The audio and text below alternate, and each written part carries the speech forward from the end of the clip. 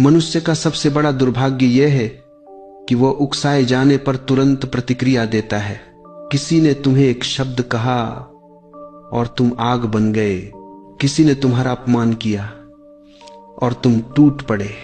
तुम्हारा गुस्सा, तुम्हारी आवाज, तुम्हारा ईगो उसी क्षण सामने आ जाता है।